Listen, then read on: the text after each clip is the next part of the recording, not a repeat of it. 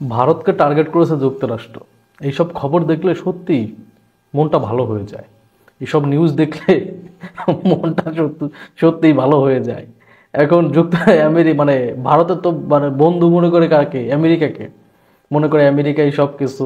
তাদের আমেরিকা ভাই আছে, বন্ধু আছে, যদিও প্রায় 20 বছরের সম্পর্ক তাদের সাথে, সত্যি অনেক পুরনো সম্পর্ক। তাদের সম্পর্ক কিন্তু দেশের সাথে, কোনো দলের সাথে না। কিন্তু এই মুহূর্তে মানে বিজেপি মোদীর দলের অনেকেই বলতেছে যে বিজেপিকে টার্গেট করছে, ইন্ডিয়াকে না। এখন বিজেপিকে টার্গেট করা আর ইন্ডিয়াকে টার্গেট করা তো সেম। যেমন শেখ হাসিনা টার্গেট করছিল, শেখ হাসিনা এখন ইন্ডিয়াতে আছে, বাংলাদেশের কোফা আমরা ইন্ডিয়াতে দিয়ে দিছি। এখন আবার সেই আমেরিকা টার্গেট করছে ইন্ডিয়াকে।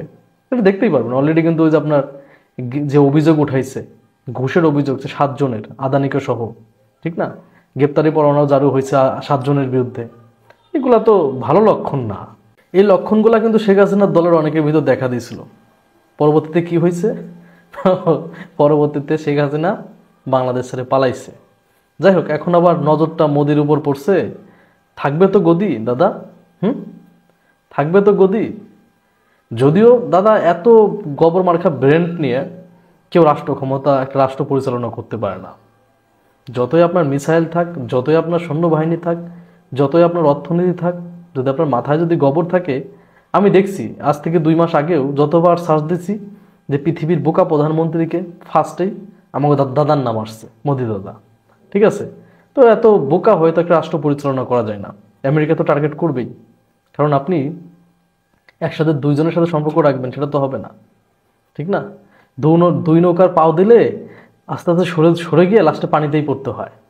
2 নৌকায় পা দিছে না মোদি। রাশিয়ার সাথে সম্পর্ক রাখতে চায়, আমেরিকার সাথে সম্পর্ক রাখতে চায়, ঠিক না? আর আমেরিকার শত্রু হচ্ছে রাশিয়া। মানে শত্রুর সাথে বন্ধুত্ব করবা আর আমেরিকা তোমার সাথে বন্ধুত্ব রাখবে, সেটা তো হবে না। আমেরিকাটা খুব ভালো করে বুঝতে পারছে। তোমরা ব্রিক্সে জয়েন করছো, ব্রিক্সের উদ্দেশ্য হচ্ছে ডলারকে, মানে ডলারের পাওয়ার কমিয়ে দেয়া। তোমরা সেটাই অংশগ্রহণ করছো, আমেরিকাকে চেয়ে চেয়ে দেখবে? ন। তো এখন মোদির দলের অনেকেই বলতেছে যে ডিরেক্ট বিজেপিকে টার্গেট করছে, ভারতকে টার্গেট করছে আমেরিকা।